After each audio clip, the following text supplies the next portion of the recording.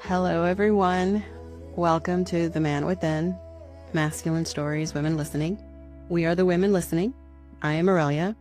I'm Tatiana. And we are excited to talk to our latest guest, Tyler Lewis, who is joining us today. So I met Tyler and his wife, Amy, through the family constellation circles, which we have referred to previously on this podcast. For those who don't know, family constellations can be a powerful healing modality that the three of us are trained in.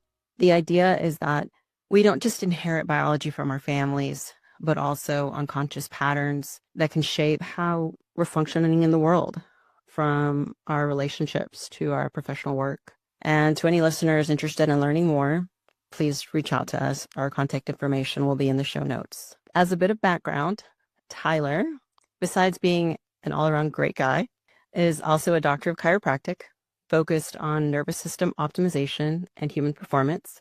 For the past 10 years, he has been in practice alongside his wife, Amy, helping people unlock greater energy, clarity, and impact in their lives.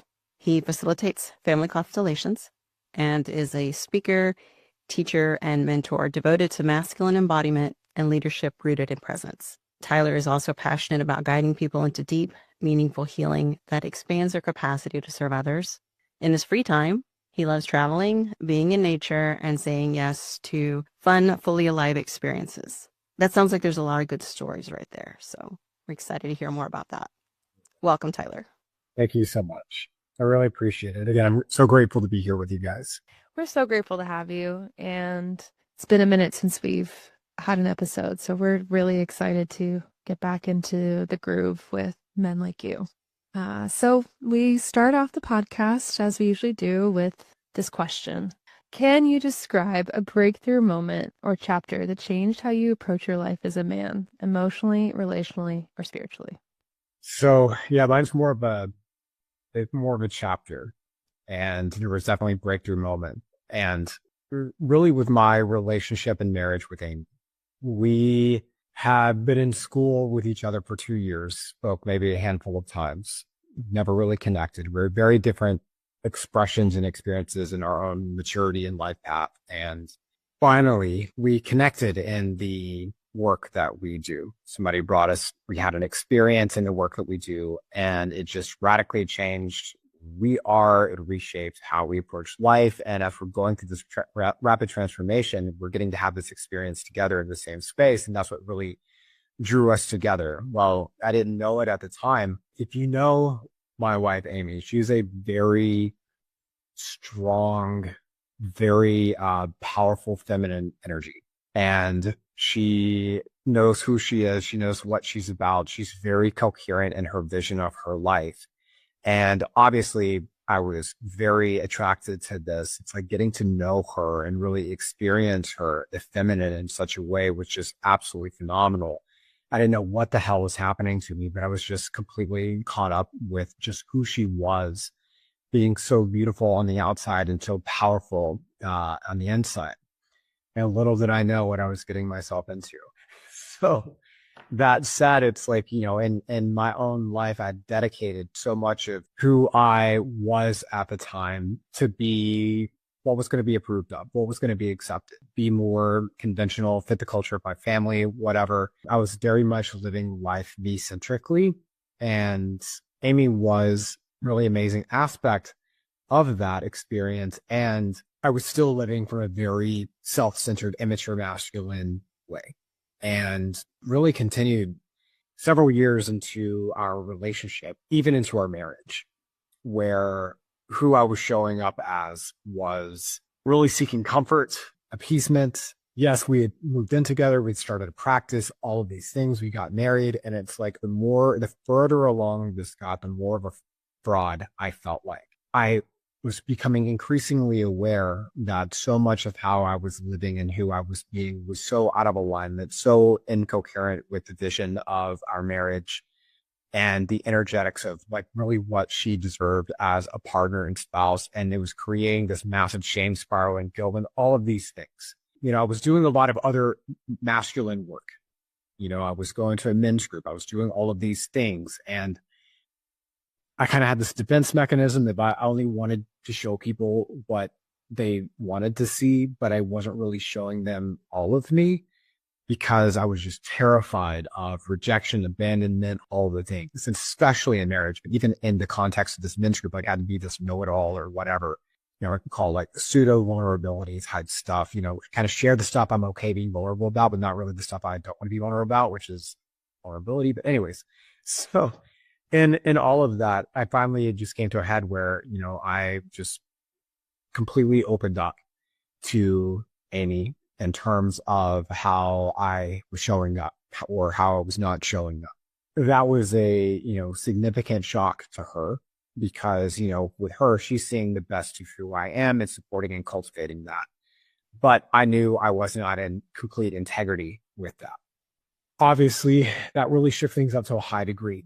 I mean, we really were on the brink of separating at this point. I mean, like just all the betrayal, all the stuff, all the things that she felt because I'd been hiding, lying, not being in integrity with her. Like it was a lot and obviously incredibly painful. Yet despite all the pain, all the rage, all the emotion there, she unconditionally loved me. Now, I got to experience in that moment of such amazing feminine energy what unconditional love was. And unconditional love is not nice. It is not pleasant. It is not letting me continue to show up and continue to be the whoever I was being while also knowing I'm fully capable of so much more. She held a very strong boundary. And yet I was fully committed in showing up. And in this transition, I think I was 30 at the time when all of this was going on, 37 now. But like in the midst of this significant reorganization of our relationship, finally, I realized that who I was living was not conscious. I had been living in a series of apps and programs to just be accepted and liked. I didn't even realize I could be different. I didn't realize I was showing up as an immature masculine. The mature feminine in her is what called that up for me. And just since this moment of really getting to experience raw, beautiful, and yet powerful boundary setting feminine energy, how I got to experience, again, what that unconditional love was, that is what really allowed the mature masculine in me to begin to show up and commit to that over and over and over. And now it's like, I just see the life that has grown and unfolded since then. And the maturity, the engagement, and not just who we are as like in relationship, but also as individuals, living in that integrity, living in the accountability, and having her feminine energy, like making sure that I'm staying present with that. But at the same time, getting to live it, getting to help others, serve others. And like our whole life just exploded it in the best way possible in terms of possibilities of what we were able to create. So it seems like it was one moment, but really it was an entire chapter of things. And that was I would call that the demarcation point of my life between living life selfishly in fear, guided by shame, grief, guilt, fear, whatever, and then living life fully present, even though, yes, pain shows up in all of these things, but really living life fully engaged and committed to something more than just myself, particularly our relationship and the impact that has on our lives, our families, our communities. Wow. Thank you so much for sharing that. That's pretty powerful. It's really powerful. Just to go to the beginning of your story, I'm curious, what was that tipping point for you to be like, I'm just going to get really real finally? Like you said there was a building, but what was that? The pain of hiding and living so out of integrity, the shame, grief, guilt that came with that was so excruciating. And then also, add a lot of like addictions and things like that, dissipating ways of like not actually being present with the feminine and in a lot of, immature masculine ways. It was really like seeing her and watching how she was and how she was so loving and not feeling deserving of any of that at all. I mean, that's just how I was operating at the time. Now I can see a lot more nuance, but how I was operating and coming in, it was just the pain of that was just excruciating. And it was a lot more excruciating than the fear of being completely transparent and honest and actually getting to like experience the repercussions of those choices. And it was like, my soul hurts too much to continue living so selfishly and hiding all of this stuff. And it was like just something took over and just is like, this has got to move. And I thought it was going to be one thing, It was very different. Obviously, yes, very painful, but also the most transformative, impactful thing that cultivated not just so much integrity and intimacy in our relationship, but also compassion, empathy, and connection and appreciation for masculine, feminine energetics and the balance there. Mm. Well, first, I wanted to clarify. So were you already married at this point? Yes, we had been married. Yeah, we had been together for 4 years, and we had been married maybe a year at the time. So when you proposed, when you went through the process of uniting your lives and becoming a married couple, you were still in this place of insecurity. Yep. It's like when, you change the circumstances and then you'll change. Makes total sense. But I know that's what we can do as human beings, but it's like, okay, I'm just committed to the next thing. And then if I just do this, then I'll be different. And without actually getting raw and authentic with where I was really at and what was going on, I couldn't show weakness. I couldn't show, where I wasn't deserving. It was all definitely characteristics of who I am today, but also a lot of avoidance strategies because of that pain. It sounds like you went through quite the growth spurt at some point and a very dark reckoning. Yes. Were you able to discover where those feelings of unworthiness originated from? Absolutely. And it just that, it was like the dark night of the soul. It's like there's something so excruciating and so sacred about that experience. It's like going into it, it feels like death because in a way it is.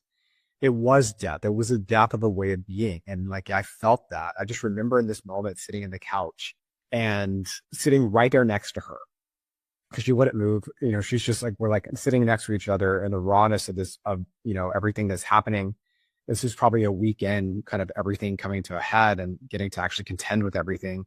But I just remember like this incredibly deep chasm of suffering. And it's like I fell all the way down into this chasm of suffering. And it was like right there, right when I thought I was going to hit the bottom, there was this like light that emerged. And it says, this is what unites us all, is the humanity and the suffering that we can all experience. And it was like from there, it was just this amazing lift net, which created a high level compassion and empathy for others, regardless of however they're showing up in life. There's so much compassion there.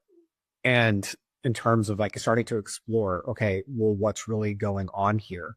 Yeah. I mean, I just see that my personality and so much of how I was operating, there's conditioning, there's, survival strategies in terms of making sure that I'm accepted, fear of rejection, abandonment. I mean, there's so much stuff going on kind of in the background programming of, my nervous system and how I was operating. Significant amount of that very unconscious, but also there was no self-acceptance of even myself. So of course I couldn't acknowledge these things. There was something that even attracted me to the work that we do. I always say that we choose the work that heals us. And I very much got to experience that. And so with that, the work that we do in order to help impact people through, nervous system and really like how people are navigating mental, emotional, spiritual, physical connections with themselves. Also family constellation, massive game changer in order to heal all of that. But it's like with all this pain that was going on, really all that did was create a hunger for something more on the other side of that. We can go on and on about that. That it definitely inspired a lot of growth and hunger to grow into the me that I am now, and also realize that no way I'm done. Like that's the exciting part of life, is that growth has ever continued. Hopefully it shows up in a way that can significantly benefit others as well. So a lot of clarity in your voice and everything you're sharing, and I can really hear and feel your journey, like the reality of the darkness and the reality of the return and your passion for what you've become aware of is possible. Something that really stood out, what you were just saying, is you didn't have space for even to accept yourself. Right. And I think this is something that we all as humans can relate to, but I think men have a particular challenge sometimes with accepting their darkness, accepting their shadow. Sometimes things can get pretty gnarly in there. I would love to hear about your journey with acceptance and all the ways that you are here now, being able to talk so openly. Yeah. I mean, like I said, a lot of that was, being witnessed by a very strong feminine energy, and specifically my wife. I mean, she was definitely my catalyst, to give full credit to her, because she started to see things and accept things in me that I could not accept in myself. But at the same time, at that time, I could not accept myself. But also I got to learn unconditional love. I'd always been operating from a conditional love perspective. If this, then I get love. I have to be a certain way in order to earn love and approval. But I couldn't show the wounded parts of me or the immature parts or the imperfect parts. I had to be a certain way in order to get that love. And I didn't want to show, but I didn't know consciously that that's what was really going on until, really she showed me there could be another way.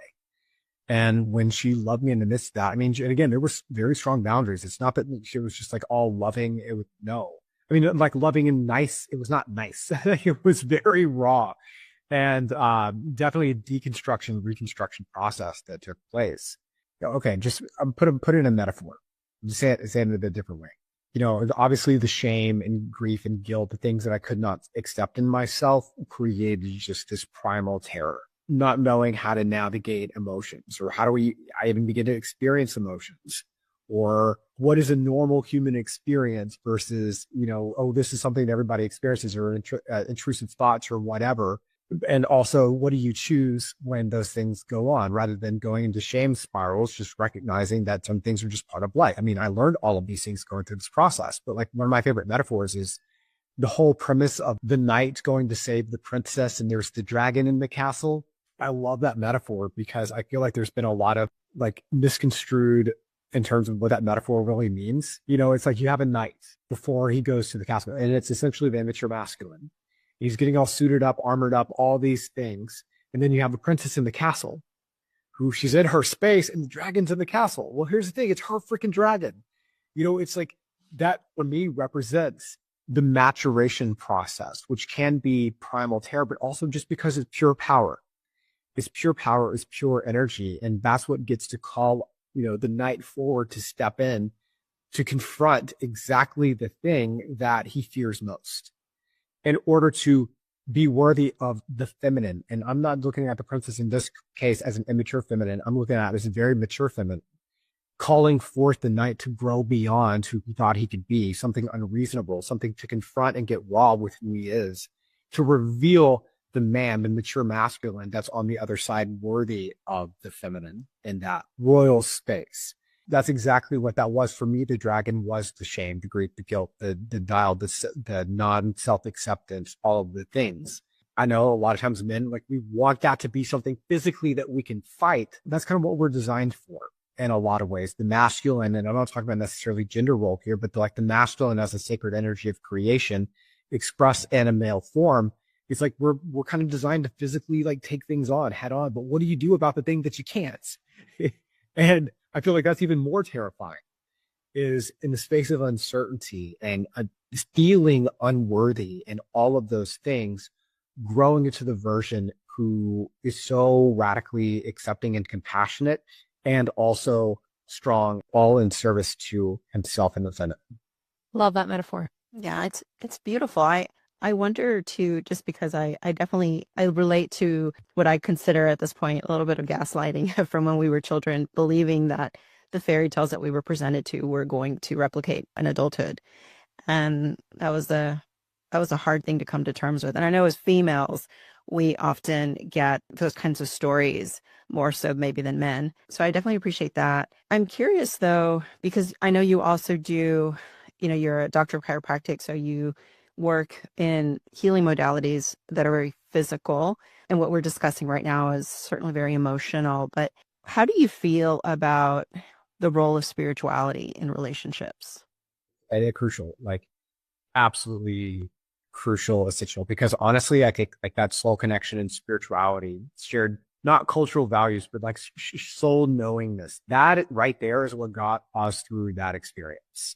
When everything wanted to run, everything wanted to just completely, in me and in her, there was a soul connection, a very spiritual, soulful connection that said, look, you guys came together not to just make each other more comfortable, but make each other incredibly uncomfortable in the best possible ways, because this life is not about just you two. You guys were brought together to create something beautiful, and it requires that you confront and face parts of you that you hide, that you play small and grow into something more. So really, this was a catalyst for both of us in that way. But it's a spiritual perspective that allowed us to be, at least at times in the midst of all of this stuff, aware that there was something much larger going on that was unfolding in our life beyond our personality, beyond our emotional reaction, beyond our physical trigger, whatever was happening. This is why we do the work that we do, because when you talk about, brief side note, the nervous system, it is physical, it is mental, it is emotional, it is spiritual, it is relational. It's how we navigate every aspect of life. And so if we're caught in ways of operating like apps running in the background, then, okay, look, those apps are always going to be there. But if we're unconscious to them, then they run us. But if we become aware of them, now we can begin to heal that process. It's like, it doesn't just, as a concept heal and everything's different. Like there's a lot that happens in our physiology and our genetics and our organs and our hormones and the choices that we make when we're operating in a certain way, contending with the impact of those choices. There's so much to this.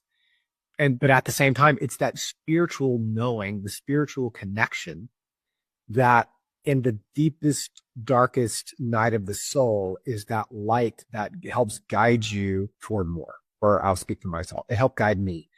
I wonder when you got together with your wife before this reckoning that you're talking about, if you had any sense that this could happen or would happen. So here's the thing. I told you I only spoke like 5 times in 2 years, right?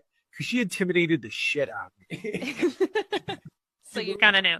Oh, yeah. I knew, but I didn't know. Like, I had a sense there was something going on, but like, no, I had no idea what that really was. But it was really what I was so intimidated by was I was more identified with, again, an immature way of being. I felt intrinsically there was something there where she was going to absolutely obliterate that until I avoided it soul has its own timing. And then we were brought together, and it's just been the most, amazing journey. And not to say it's been sunshine and rainbows, but like, damn it, we're really good at handling storms at this point. So I would think too that because obviously we're mirrors. We learned this in constellations, right? We're mirroring one another. What would you say that you, just as she activated things in you that needed to be seen finally, how do you feel like you activated her? She'd had so many walls up and invulnerability, not letting her guard down because of fear of betrayal. Again, she's a very you guys talk about Enneagram. I know I could with Stephanie, Enneagram. Amy is a full-blown 8. She is a challenger through and through. And their greatest fear is betrayal or feeling powerless. And so she had shaped her life in all these different ways to feel totally betrayed and powerless and let down. I illuminated that for her. And, she got to heal that part of her too. I was more terrified of confrontation. I'm a 9. I'm a peacekeeper, and I want to make nice and keep the peace. I have a very strong one wing. And at the same time, there was a part of me that was more committed to keeping the peace than doing the right thing until it could no longer stand. I had to confront my fear of confrontation, of conflict, of anger. So we got to bring that out. So through this process, she, throughout the years, has been able to soften, become much more accepting, me standing into my power, being much more integrous and much more of a masculine energy, which I was definitely operating more feminine prior to all of this. Again, it really, like you said, in family constellation, we were brought together to heal so much in our family systems, and beyond a shadow of a doubt, know that that's what's going on here. I'm curious. We're in this funny dating world right now, like collectively, where there's a lot of rules being put out there on polarity around wait till you've got this person that checks all these boxes, and like it's being promoted out there as conscious and intelligent and all these things. And I'm looking at all of these things, sorry to interrupt, but Love is Blind. Love is Blind. That stuff. Look, all of that is just looking for culturally accepted safety. It has nothing to do with soul connection. It's all about making sure everybody's comfortable and nice and balanced and all this stuff. Look, okay, great. I understand. I completely understand. I know where that's coming from. I'm not saying it's wrong. There's something so much more. There's more in that. There's more than just surface connection and cultural appeasement. I was operating in that way. I got to experience what it was like thinking that that's what a relationship was supposed to be, and getting to experience what it can be. And don't worry, all you have to do is go through a dark night of the soul and be raw and vulnerable, and like they feel like everything is dying and falling apart to reveal who you are. I mean, that doesn't sound as sexy. Or controllable. Yeah. Yeah. Yes. But inevitably, all that is just the busy, culturally conditioned, really 12-year-old thinking brain trying to create safety and certainty in something that is so polarizing. There's nothing more polarizing than masculine, feminine dynamics. There's so much that goes on there. And there's been this movement to like neutralize that shit. And it's like, no, we've got masculine, feminine confused. We thought it was about male and female or gender roles, but they're forces of creation. Masculine and feminine are forces of creation. They're supposed to be polar because they balance each other. They support each other. They define each other. They complement each other. The best quote I heard is they're complementary infinites. We're not supposed to suppress them. We're supposed to appreciate them. I would agree too that the thing that's often missing, and I know for me that's changed in terms of what I, started to look for in a partner is, a willingness to work on themselves, right? I think that should be included as part of the marriage vows, because here we are promising our lives to someone, stepping into something that's going to stretch us, that we can't fully predict. And it's going to reveal our insecurities, our old habits, and we don't really know what a lifetime is going to ask of us. So asking a partner to be willing to say in the marriage vows, I will keep growing. I will stay curious about myself. I will take responsibility. I think that's the kind of commitment that feels more like actual devotion. Absolutely. Yes, 100% devotion. I love that. And just to saying it a slightly different way, it's like the vulnerability to be real and authentic with whatever your experience is, full willingness to commit to something more. And I think that is what is so crucial when couples come together. It's like, how does the world benefit from the two of you coming together? If you're masculine and feminine, I don't care what gender you are, one of you is going to be more masculine, one of you is going to be more feminine. Here you are, these forces of creation. What is the impact that relationship starts to have in terms of looking at things through that spiritual lens? The vulnerability acknowledges, like I was saying, I wasn't being vulnerable in my own experience where I was not fully revealing like how I was operating in my life. And at the same time, that required vulnerability to get real and confront what was really going on. And not just to like wallow in the bullshit, but also be willing to do the work because I'm committed to something more. I'm committed to something more with my wife. I'm committed to more in our relationship. And so really it's encompassing. But again, that word devotion is absolutely crucial. It's absolute devotion to that relationship and the purpose that serves and how you guys support each other 100%. Yeah. And what I'm hearing too, and what you're saying is like that devotion is bigger than all these rules of even masculine, feminine, or like it's just gotten so popular to try to go, hey, you have to be in this polarity to attract to this polarity. You have to do more of this to do that. And there's truth to understanding masculine energy. There's truth to understanding feminine energy. But my truth and what I hear from you is it's a lot more intelligent than that. It's a lot more infinite and mind-blowing and ecstatic and wild than that. The force of creation.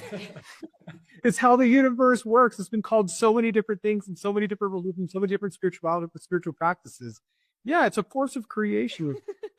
I appreciate that. That's a really great, simple way to put it simply, is that it's not something our human selves fully can conquer at all. Not even a little bit. No. Yeah. So many avenues we can go down with you in this wild passion you have, Tyler. Well, I have one. Yes. I have another question.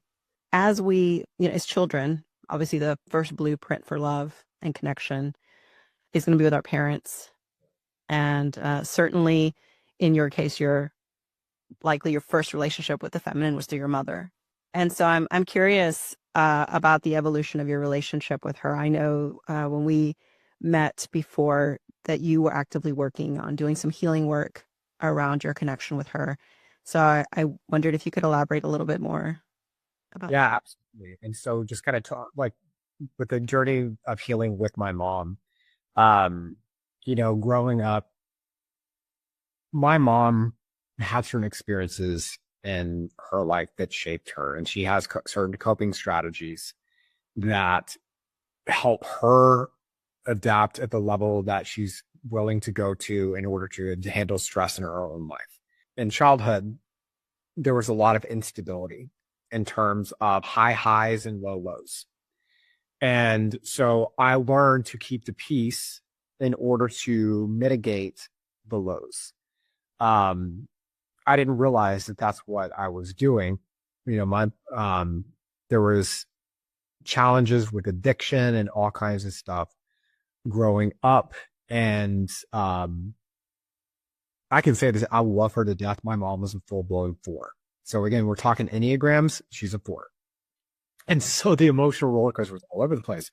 Most passionate woman, high highs. And also when there's challenges, man, that's some low lows. That's a lot of bandwidth, but I couldn't process all of that growing up. And so I started in my teenage years, started to numb out to the pain that I couldn't be with, the uncertainty, the polarity, the emotional roller coasters that were going on.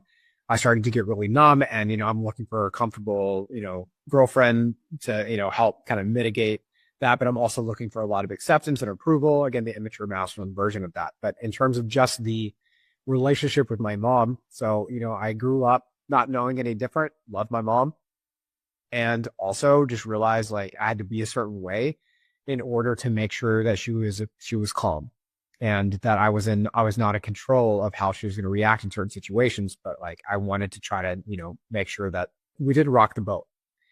Or when I did feel emotions and I did feel things that I experienced, I didn't know who to talk to about them. And that was a really challenging thing, is when I would feel emotion, I would mention something and, oh, other people have it worse. Or like, just something like that. Or I've had it worse. Remember. It was always like this comparison or something. So it's like, I didn't really get to feel whatever it is that I was feeling. It was all a mental exercise versus being with that. And so get into, my 20s, and I started really to rebel against that a lot. And especially mid to late 20s, it really started pissing me off. I was very angry with my mother in terms of how she treated me. How dare you? How could you do all of this stuff to me? And as I got older into the development, I wanted to blame her for everything. Well, I'm fucked up because of this, X, Y, Z, all the things that you were doing. Through the family constellation lens, the work that we were doing up until the family constellation lens, and really recognizing that first I couldn't see her in her story. And then I recognized that she has her story. And then we found out through this like healing process, she actually eventually shared her life story with me. And it was really interesting. It was the very things that in her mind she was trying to protect me from, I ended up repeating. So there was a lot of repeating that happened in my life, because her strategy, and completely understandable, was to just like, well, I'm just going to create a different environment. We're just going to do things differently, but without addressing the root of pain, emotion of what was really going on there.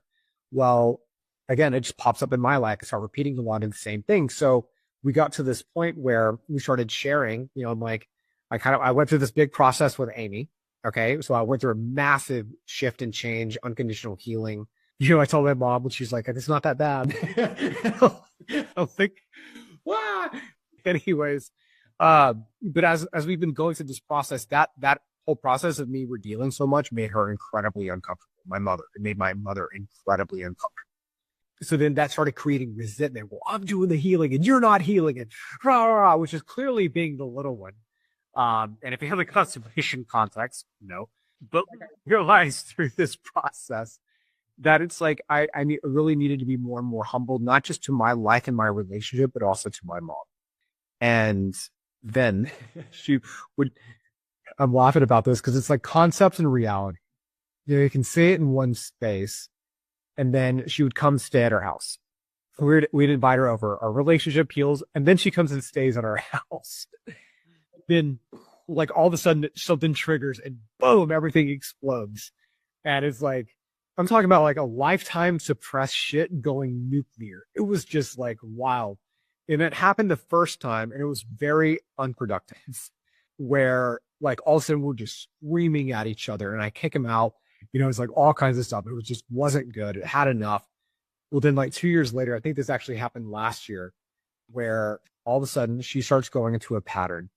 And I'm like trying to be patient. And then I lose my shit. I get so angry and I just explode.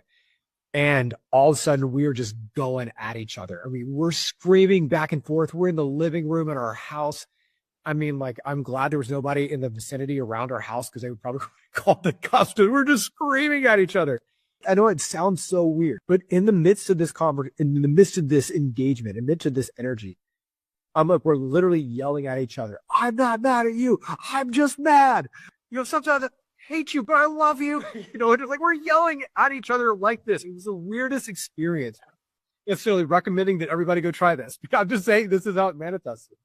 But anyways, it was like in this process, we got to acknowledge that there's so much pent up anger and suppressed stuff.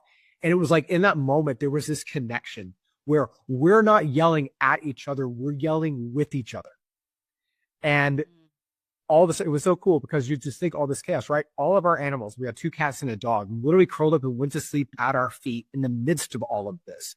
You could just feel like the energy was so catalytic and chaotic, but it's like it wasn't personal anymore. All of a sudden, the interaction, the engagement, the story, the emotion, it wasn't personal. So it was the most wild experience to be there collectively together in the midst of constellation, just moving energy. Our relationship has been so radically different ever since. Even whenever she'll like say something or do something, or like I trigger her in some way, shape, or form, it's like we can like laugh out, like you get frustration. It's like and like like you set a boundary with each other. We express frustration or whatever it is, but it doesn't become a thing anymore. At least for me, it's not a thing. Yes, do I get frustrated? Absolutely. But it doesn't create this massive like cascade of destructive emotion.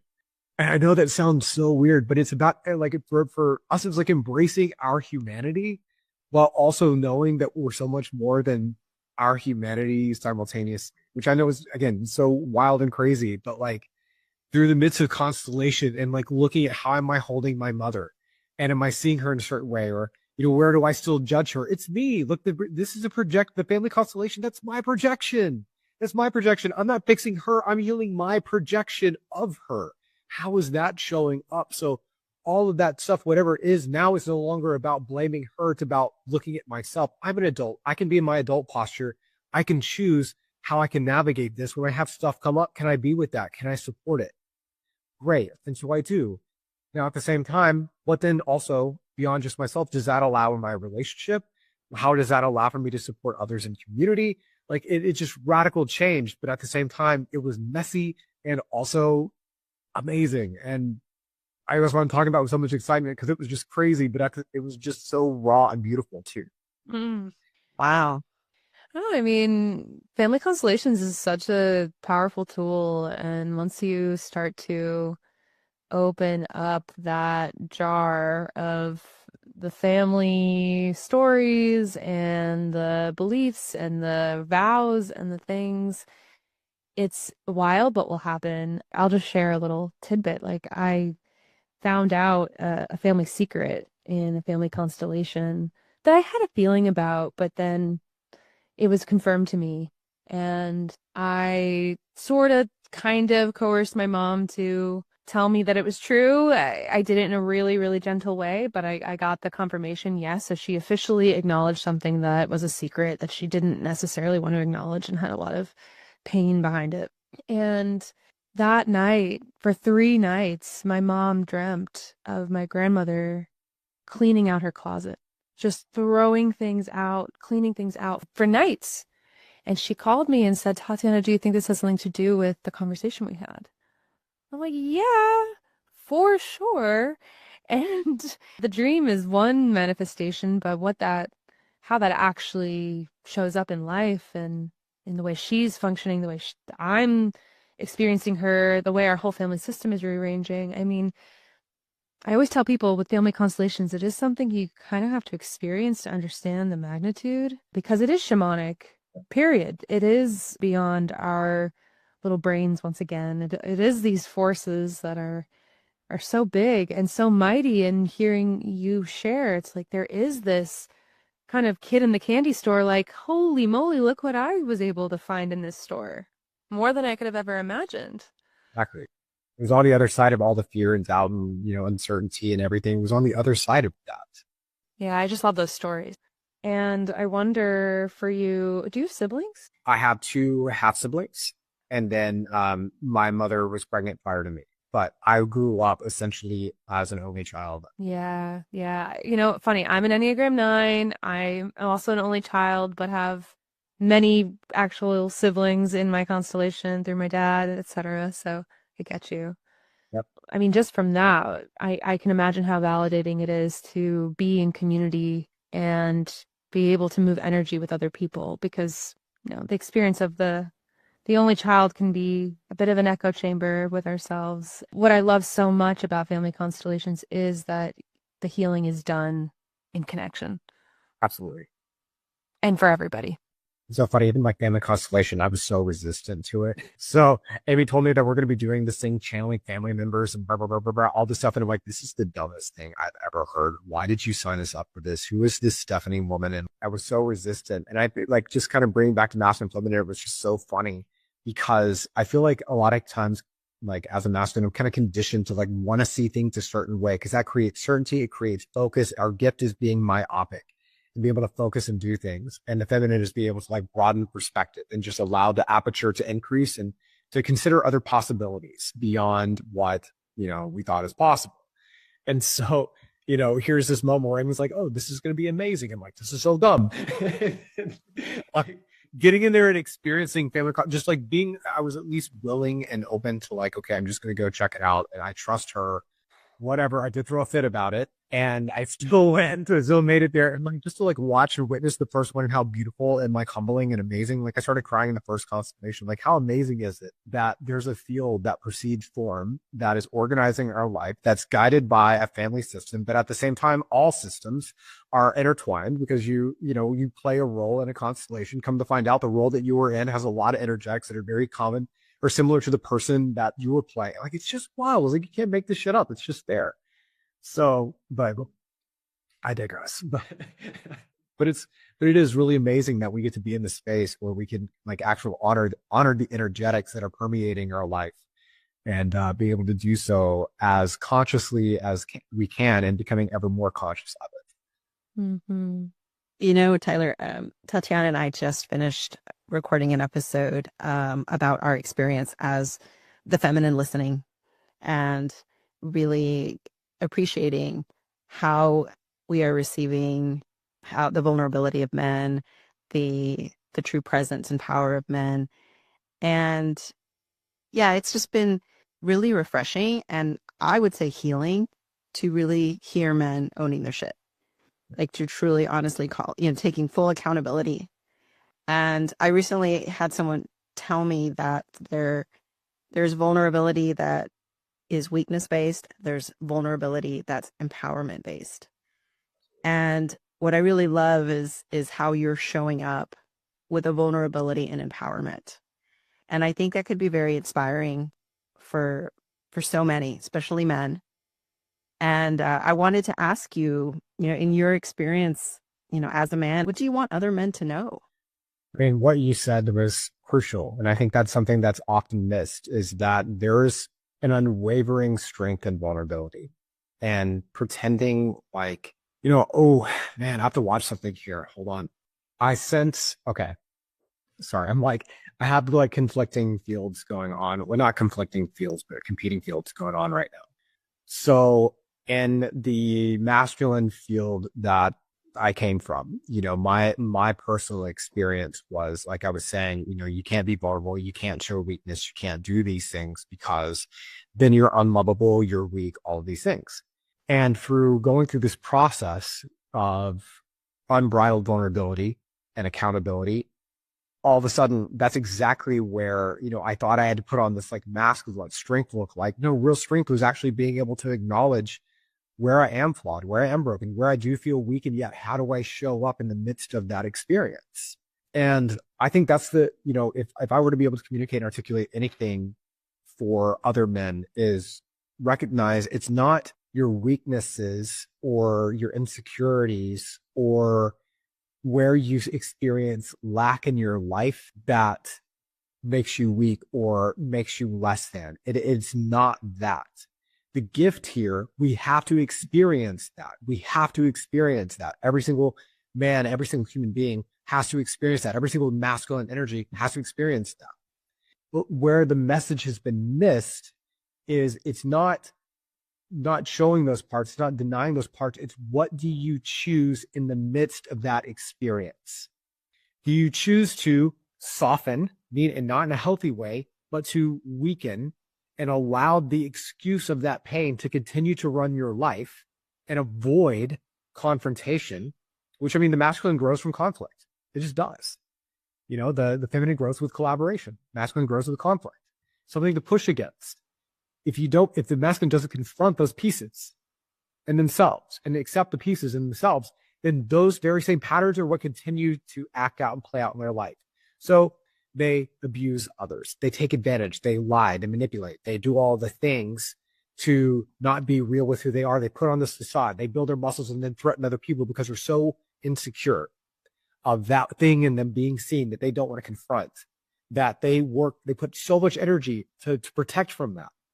I did it too. I know what that was like, and it was hell. And facing the dragon that you can't physically fight, the pain, the terror, all of that stuff that triggers, that's where the greatest gifts lie. And I think, like, for me, speaking for myself, having gone through this process and getting really real with it, when I see others struggling, I know what it's like. I know what it's like to feel this. And at the same time, I can also help support or help inspire or lead others to realize it's in that moment that your choice matters most. Not where you're most successful, not where you're the strongest, whatever, but it's in that space that you can choose something more.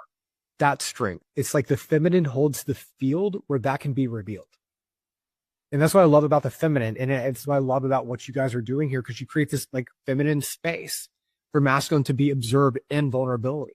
And then that is what allows the masculine to then step up in service to the feminine and be able to deliver what it is the feminine is calling forth, how beautiful they work together. And I feel like that's been so dampened. It's like what you were saying earlier, Tatiana, there's been such a cultural dampening of masculine and feminine forces in order to neutralize and disinspire and disempower and castrate what creates life.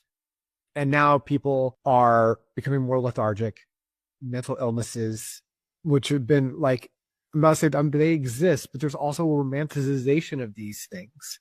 Again, it's just acknowledging that that's going on. I know that these things are present, but it's all of these are symptoms. All of these are symptoms, not the problem. These are the symptoms of where there's such imbalance in our field today in life. And rather than attacking the symptom and fighting the symptom, if we start looking at how we're functioning as a society, as we're functioning as masculine and feminine energies embodied, and how that's showing up, all of a sudden, it's like maybe the areas that we've been in, pain is where we've been operating so far out of our nature that pain has been there to be the reminder to come back to presence, to engage these things, but there hasn't been the permission for that level of accountability or vulnerability. And especially, that's the feminine, and especially then the masculine of, and what do you choose when you're there? So anyways, I just appreciate so much what you guys are doing here and creating that sacred, mature, feminine witness to the masculine. Big transmissions from Tyler. I'm like, wow, thanks, dude. It's really good to hear, and it's true. And you know, when you were talking earlier about your marriage and committing not just to each other, but what you guys can offer in the world. Yeah, I'm hearing that in your words. I'm hearing that in how you're reflecting back the space we're creating today. It's like the loving space and the directionality, the safety and the choices.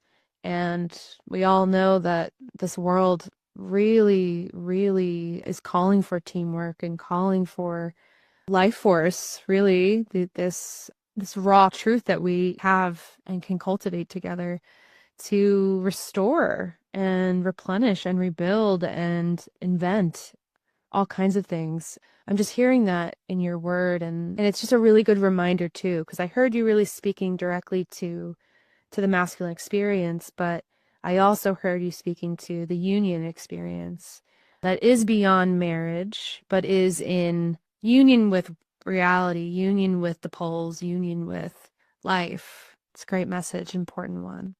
You know, and big things there. It's like, okay, you mentioned safety. If the masculine is not willing to confront his shadow, he's never going to be safe, ever. Can't create safety for the feminine. And so the feminine oftentimes has to go masculine the feminine doesn't feel like it has masculine safety. And at the same time, the mature feminine holding the masculine accountable, allowing the masculine to be seen, to experience, to go through that process and show up and choose more. Now that the masculine can be with that, now the feminine can soften and allow the rapid transformation that can happen, the full creative process that the feminine brings and gestates and births into the world. And you talked about invention as well. So many people talk about, bitching about the state of the world, where the world's going. Okay, great. If you're feeling that pain, what are you inventing? What are you creating that's going to help the world be a better place? And again, that's all about creation. It's all about embracing masculine and feminine dynamics. If we're wanting to see a new world, we have to create it ourselves. We have to be in touch and connection with the forces that create. And so I appreciate that so much and that acknowledgement. Yeah, I'll just share one thing that what your words kind of evoke for me is I've been thinking a lot about this idea about what's happening globally, like with the Epstein files, for example, and how you talk about dragon earlier. I feel like there's this huge dragon of shame that kind of permeated the earth and made several rotations along the way. And so what we're talking about today, I think, is a good reminder of what we are still capable of and being able to look at even that experience with compassion and understanding that, the mentality or the experiences that lead to people engaging in this kind of behaviors, it's slow. It's a degradation. Yes. It's not something that, one day they're like, I think I'm going to prey on other people. Right. It's something that unfolds slowly and insidiously. And a lot of it is because we are not aware. We are not staying present in the moment. And so I love a lot of what you're saying about especially the male responsibility to provide that safety and that structure that says, not on my watch. I can support you in all of it and all at the same time, hard boundaries. Absolutely. I know I'm speaking for both of us, but I mean, we are so grateful to men like you who are articulately and fearlessly speaking about what's needed. Because I think that in itself, like when I asked you, like, what do you want men to know? What I appreciate is that you're not just speaking it, but you're showing up.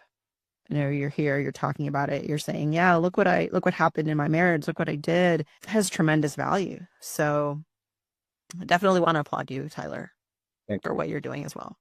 And, not addressing it, like you said, again, the global dragon, the shame going on, like people who do not connect with their shame do things like what Jeffrey Epstein did. And you just look at that whole story. It is shame, shame, shame. That's all that is, the inability to be with shame. But at the same time, because of the inability to be with it, that's all that it is a bunch of shame stuff. Able to, dehumanize people because you can't be with your own humanity. You can't be with your own pain. So then all of a sudden you can't see others either. How do you then create a culture based on what we've learned and how we've been operating in this immature masculine? That's an immature masculine way, but really the feminine calling forth, okay, I'm not going to attack it or be anti this. Anti doesn't fix shit. What are you for? What are you cultivating?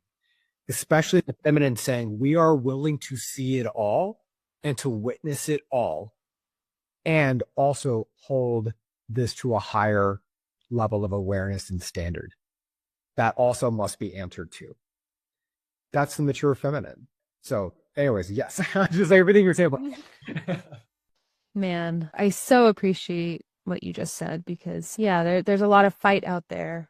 There's a lot of condemnation and against and I think we all can understand how that comes to be and where that comes from, but it does not have the power that will meet the actual thing that occurred. It doesn't stop the cycle. It doesn't birth a new vista. It might put a guardrail, it might put a band-aid, right? But gosh, that's a whole ass topic, but seriously, it's one I'm very passionate about.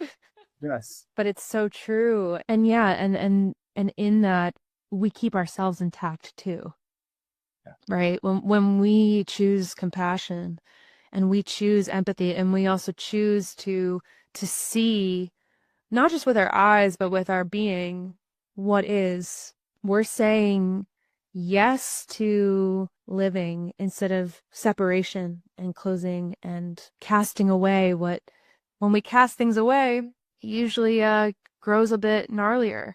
Yeah. Masculine, feminine balance, feminine ability to see what is and to acknowledge what is in its entirety. And then the feminine ability, or sorry, the masculine, what did I say about feminine's ability to see what is, the masculine ability to then take that sense of direction and actually create something from that. And fighting against the anti-movements, the cancel culture, whatever the stuff that we've seen, all of that is all about fighting against. That is operating at the level of a 3-year-old. That is just emotional reactivity. It never creates anything. That's child posture. But to embrace this, acknowledging what is, and then honoring, of course, the pain that's persisting is what's leading to this. And rather than creating polarization in terms of repelling, creating an attractive polarity that actually creates something new, that's being an adult posture. That's where you actually start creating the world, being the change that you wish to see. And that's what we're missing as a culture. It requires zero accountability to bitch about shit. It requires all accountability to grow into the version of you who must show up in order to create the world that you want to see. And so we need that support from each other. We need that support from the forces of creation, masculine and feminine balance. We need the willingness, conviction, and devotion to our own life, to our own marriages, our own relationships, and our own sense of service and purpose in this world, from a spiritual connection and beyond. And so it's just where we're at as a society. It's what's needed, and it's got to be chosen. It's a choice at this point. Absolutely. We got like 6 more hours. Is that? I was like, Tyler, let's hang out. I'm really grateful. I'm really inspired to hear you. There's something about everything you're saying about this embracing of the masculine and feminine and the forces of life. Like, it's just so felt in this conversation. It's so felt, the aliveness. It's exciting. And it's true. It's what we need. And I think a lot of people can look at the world and be like, man, we got so much to clean up. There's so much shit that's not going right. And man, what a call forward to our greatness, a call forward on a massive, massive soul level to vistas that are big. They're not small. Not a timeline for just moseying around the Glen, you know? And men listening to this, what they get is, it's not how do you show up and be a man? It's how do I show up and be a masculine force of creation in life? And let that be the guiding force that drives actions, decisions, roles, all of that, versus that of cultural conditioning. Huge. I love that. Yeah, me too. It's like you're calling forth the balance of the creative powers within everyone, really. And the embodiment rather than just the image. I think words like be a man, be a woman, but mostly be a man, actually. It has just such a 2D connotation. Be a force of masculine or feminine force of creation. Oof, that has legs. That has arms, legs, and breath. I have a lot more to say, and we could be here for quite a bit longer. But I think this has been a really juicy episode. So we could probably let people digest. I'm really good at making a short statement really long. So thank you for your space, and thank you for this opportunity again. I really appreciate it. Yeah, thank you so much for bringing you and bringing your truth right on your sleeve. And I'm so grateful that we got to have this time together. Maybe we'll have another time together in the future and go into another juicy topic. But like Aurelia's already said, it's men like you, especially the ones who are like, how the heck did I even get here? Like, this was such a surprise in a way. Even though you chose the woman that intimidated you, it was still a surprise, perhaps, to experience the transformation that you did. And what a wonderful testament to just the wonder and eros of being alive. It's just a great thing for men to hear. So we really appreciate you being on the show. I the same, and I appreciate I would love to connect more. So I appreciate that from you guys. Well, listeners, I hope you had as much fun as we did today, and we'll catch you on the next episode of The Man Within, Masculine Stories, Women Listening. Thank you again, everyone. Thank you for tuning in to today's episode. If you enjoyed this conversation, we'd love your support. Please take a moment to rate and review the show on Spotify or Apple Podcasts. And if our energy resonates with you and you're feeling called to connect or work with us, you'll find all the details in the show notes below. Thank you again for being part of this journey with us.